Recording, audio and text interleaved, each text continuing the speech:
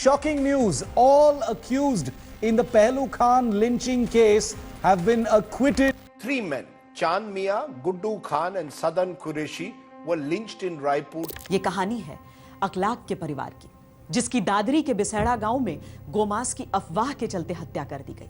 Akbar Khan was beaten to death in Lalvandi village while transporting cows at night. A migrant worker from Bengal was allegedly beaten to death by members of a cow vigilante group. Why are we going backwards in the terms of violence and lynchings? Mob lynching घृणित अपराध है और उसको हम नए कानून में फांसी की सजा का प्रावधान कर इंक्लूड कर रहे हैं। So the Bharatiya Nyaya Sanhita does include a crime of mob lynching, but I have a problem with that phrase.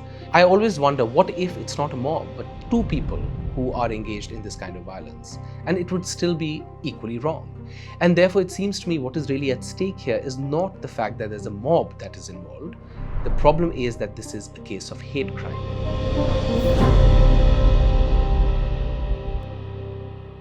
Hi, my name is Mohsin Alam Bhat. I'm an assistant professor of law in Queen Mary University of London. I have worked on hate crime issues and minority rights for several years now. From 2017 onwards, I was working with many other colleagues on tracking and documenting hate crime violence, especially lynching violence against minorities and Muslims in India. And since then, I have written on theoretical issues and legal issues, primarily from a constitutional law and international law point of view.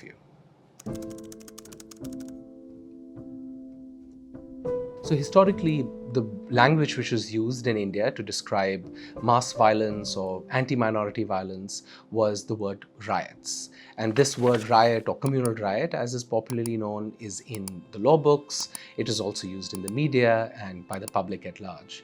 But there's a problem with this word because it seems to suggest as if this is violence among large groups of people who are just clashing, and therefore this is not just sometimes a unidirectional violence against vulnerable communities, say for example minorities, either caste minorities or religious minorities.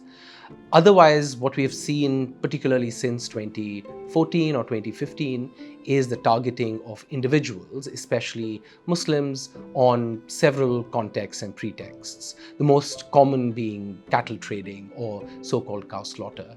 And what has happened over several years is that this kind of violence has been called what we know as lynching. Hate crime is a different way to describe some of these similar kinds of violence, and it's an internationally recognized definition. So for instance, in the United States, United Kingdom, in European jurisdictions, the phrase hate crime is used to describe any act of violence in which the perpetrator is motivated by hostility towards the religious or racial or ethnic identity of the victim, whether that identity is real or perceived identity.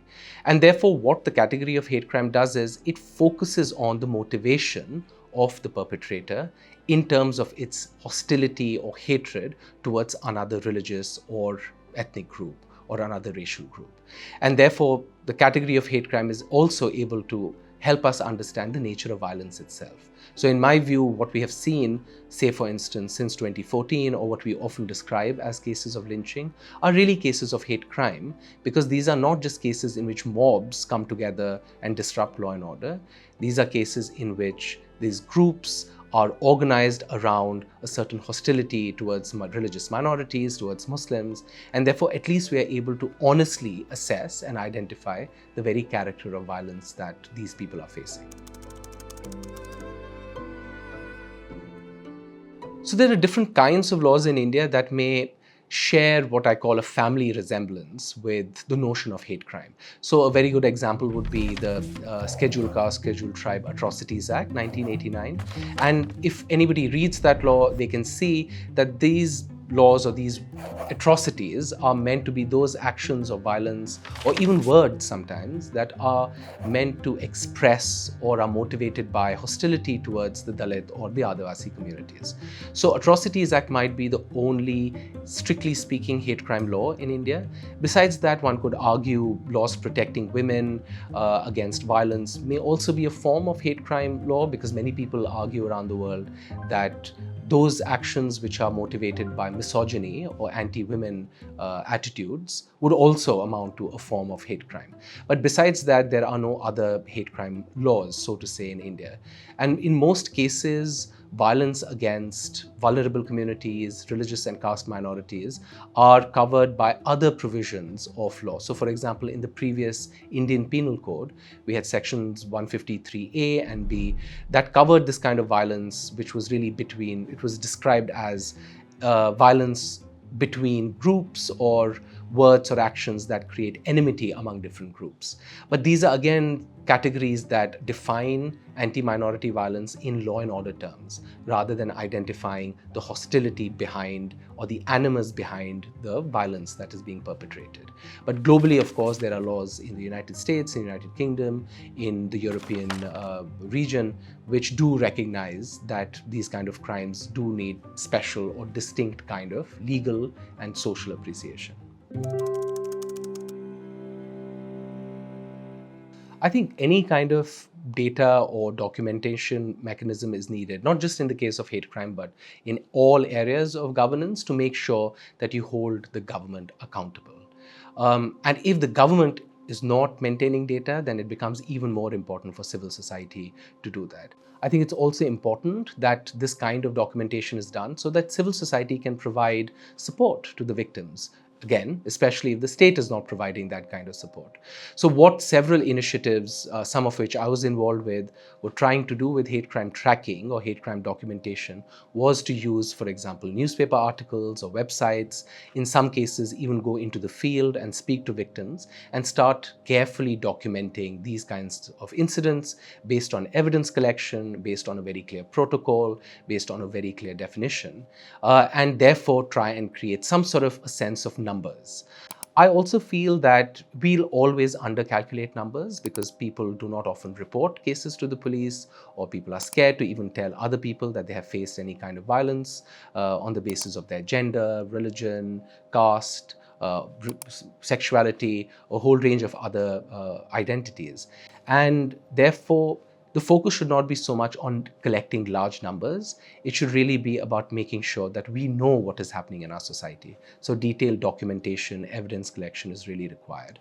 So ideally, this kind of work should be done by the police. But in India, the National Crimes Record Bureau has not been maintaining any records on hate crime. And the reason for that is there's no provision at the moment that requires it to record this kind of violence. In the United Kingdom, on the other hand, historically they have collected both hate crime data, but also if certain people come to the police and report that they feel they may have suffered from hate crimes, then they are also recorded, even if they are not established as hate crime. So what that helps us to do is, it helps us understand what are the minorities feeling, what are the vulnerable communities in the society feeling, because it's really important for society as a whole to make sure that all segments of the society feel safe. And that is another very important reason to constantly collect data to ensure that all segments, particularly vulnerable communities, feel safe. So there are different ways in which hate crime data can be collected. So there's no scientifically correct way, and I would not even hazard to recommend that there is one ideal mechanism to collect it. Ultimately, the question which we need to ask is, why are we collecting this data, and who is this data speaking to? So if the work in collecting data is to highlight legal violations, then obviously the kind of data you'll collect must necessarily track the way the police and the courts are handling these cases of hate crime. But if the real task for people who are collecting data is to magnify a certain issue, or talk to both national and international academic audiences, or talk to the human rights communities, that these are the social and political problems that all of us are facing, then the character of that collection would be quite different. But I suppose all these different strategies, all these different mechanisms of collecting data share a few things in common. The first would be, you need to define what hate crime is. And in my previous efforts, for instance, working with the India Spend hate crime tracker, or what we called Hate Crime Watch, we defined hate crime the way the European countries tend to define hate crime. So hate crime would be something which, for the purposes of documentation, on the face of it, or prima facie, is an act or set of actions that appear to be motivated by hostility or hatred towards the religious identity of the victim. So that would be broadly the definition we would use, but it's not necessary that this is a strict definition that all people who want to collect hate crime data would necessarily need to do. In our definition, we included all sorts of religious hate crime, so it didn't matter who the victim was. So it didn't matter to us that the victim was from the majority community, so-called, or a minority community, because we wanted to collect all kinds of hate crime motivated by religious identity. But maybe there are some other groups that want to identify certain victims and make sure that those victims are represented in this data more. So for example, they may want to collect data on violence against Dalits, or violence against Muslim women, or violence against people from the northeast of India, right? So again, you can move around or alter this definition accordingly. What we did was we used newspapers as the sources primarily, and the reason for that is we felt that particularly reputed English newspapers would be the most trustworthy sources. But another reason to do that is we did not have enough resources to go into the field across the length and breadth of the country. So of course, if people do have those kind of resources and they can set up vast networks of volunteers, of journalists, of stringers to collect information on a regular or frequent basis, that is a really good mechanism, provided obviously there is a proper system of verification and the definition of hate crime or whatever variant people are using is respected. And finally, which I think is really significant and often people forget about it, is what do we do with that data? So it should be very clear right from the beginning, what is the kind of analysis that has to happen with this data? What is the visualization of the data? Do we want a website around it? Do we want publications around it? Who is the data speaking to? What is the audience of the data?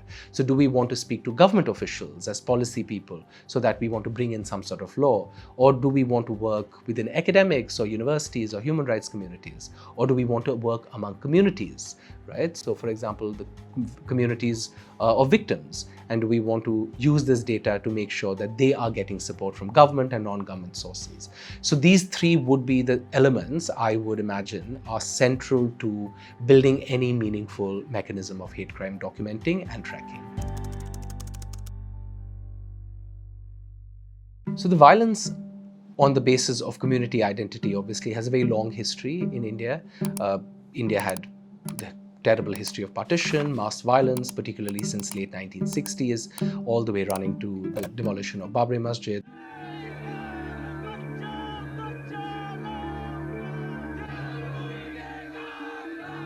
Or the Gujarat quote-unquote riots, which were Gujarat sectarian violence or pogrom. I think since 2014, it's a possible interpretation that the nature of this violence, if not completely changed, but has intensified on certain areas. Now, one has to speak with a fair bit of skepticism, or at least with a caveat, because the government does not collect data on this. But whatever data has been collected by non-government sources suggests that there has been a spike in hate violence which is more individualized and targeted. So for instance, large-scale communal riots usually did not happen as often as they did since 2014, even though I think the last few years, particularly the Delhi pogrom and sectarian violence, was a slight variation in that trend. But besides that and a few other smaller incidents, overall there has been a spike in more individualized targeting of persons. Now that obviously does not mean that the number of victims of these crimes has somehow reduced. Obviously in instances of mass communal violence, it is obviously tangible and visible that large parts of the community are affected. But what is happening with these individualized so-called lynching cases, for instance, or hate crime cases, is that the effect on the community is much more subtle and it's much more insidious. So even in cases where one individual is lynched, it affects their whole community. It affects states and sometimes the whole country. A very good example would be Mewat in Haryana and Rajasthan, the whole region which has suffered terribly because of these series of lynching cases. Now at most maybe around 15 or 20 people since 2014 may have been lynched. I don't have the complete data on it, but that's the impression I have. Even though recently there were more disturbances and sectarian violence in Nous, but until then most of these cases coming from the Mewat region were individualized. But only these individual incidents have completely disrupted the socio-economic life of Mewat region. हम गौ तस्कर करने वाला ना हैं, हम गाय पालने वाला हैं और हमने आपन को पहले भी दिखाए अब भी दिखाए। हमारा बस्ती में एक पे 50-50 गाय हैं। अब नासिर जुनेद मारा है जो ले जाके और उठाकर जिंदा जला दिया। ये अत्याचार ऐसा कब तक होएगा? कब तक ऐसा अत्याचार होएगा जो अत्याचार मुसलमान के संग हो रहा है? People don't have cattle anymore. People don't trade in cattle anymore because they are so scared. Their employment opportunities are completely destroyed. They are even scared to now drive cars or drive trucks, even when they are not carrying cattle. And the socio-economic impact on the community is so palpable, and an already really poor region has become much worse. So even though I would say in summary that the mass-scale violence has maybe come down to some respect, but the impact on the community remains the same through other means. And the pattern is also clear from whatever the data we have collected. So for instance, it's clear that several of these kind of incidents happen in the pretext of cow protection or cow vigilantism, or in the case of people like Akhlaq, that there's an allegation of consuming beef. More recently, instances of violence against Muslim men on the ground of interfaith relationships or marriage is another big reason. So the context of the pretexts keep changing all the time, but what is increasingly evident and rather undisputable is that rather well-organized hoodlums and networks of right-wing vigilantes are involved in all these cases of violence, and there is both social policing and legal abuse and impunity which is at play. So the Bharatiya Nyaya Sanhita does include a crime of mob lynching, but I have a problem with that phrase. The reason is because the problem in my view that has to be addressed is hate crime rather than violence by mobs. Because the phrase mob lynching seems to interpret the problem of violence as a problem of law and order, that there is a mob of 5 or more people, that's how the provision defines this particular crime, and because there is a mob involved, then this has to be prosecuted. I always wonder, what if it's not a mob, but 2 people who are engaged in this kind of violence, and it would still be equally wrong. And therefore, it seems to me what is really at stake here is not the fact that there's a mob that is involved. The problem is that this is a case of hate crime. And what the provision does is, after defining it as mob lynching, it then identifies a series of grounds, including caste or race.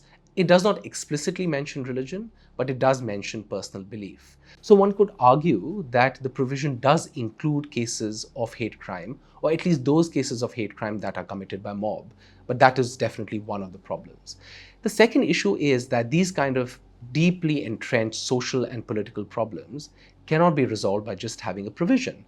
There has to be proper system in place to address this problem of violence. So for instance, where is sensitization of the police or training of the police?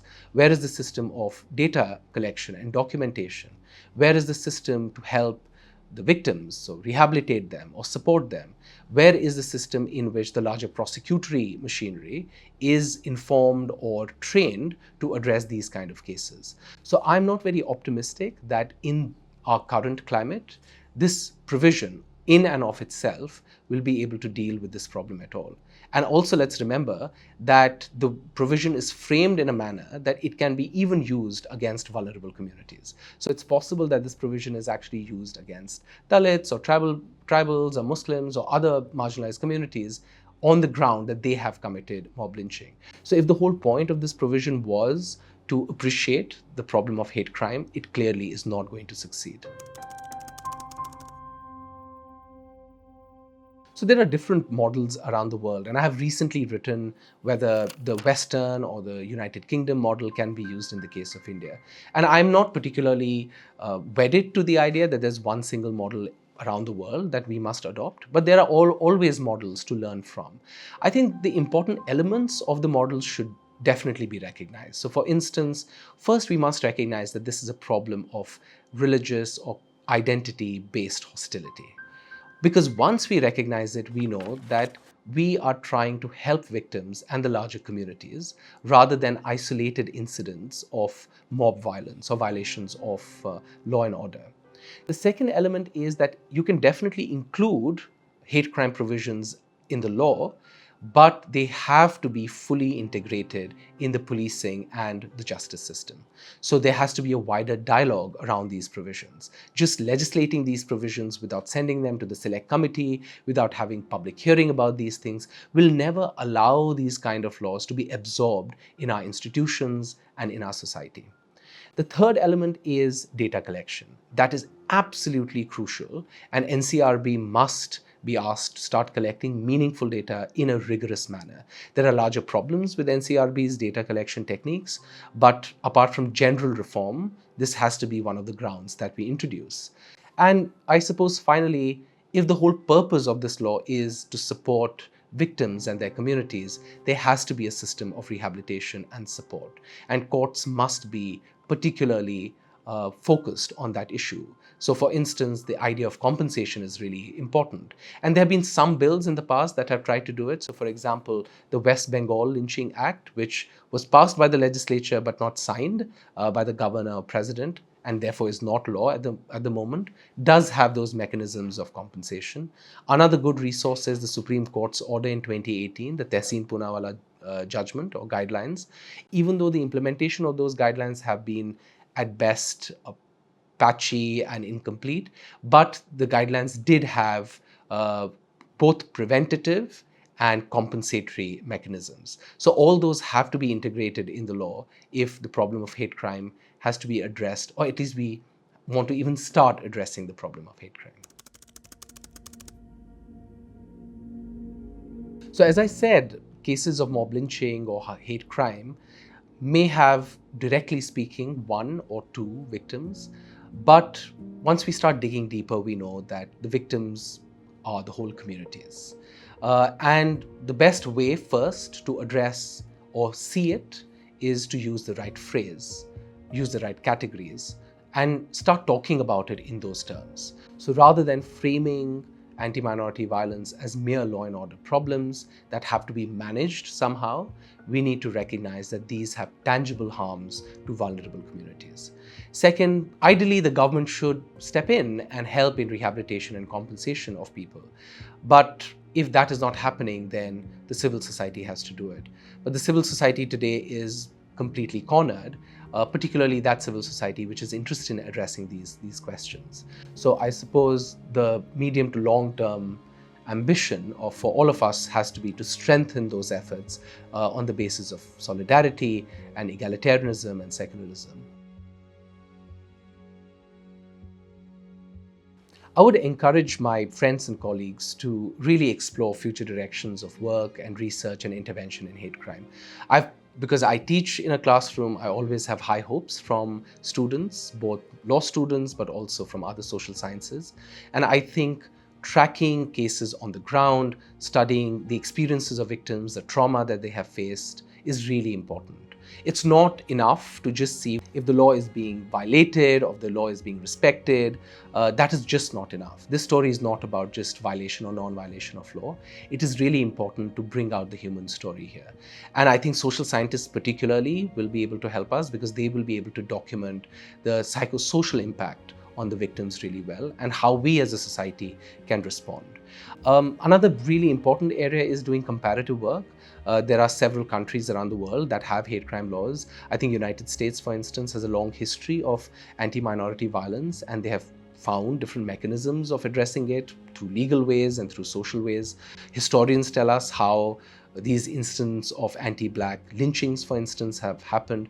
So I think people who study media or who study social science or anthropology and history have a lot to tell us about what we are seeing today and really put it in a larger global conversation and comparison.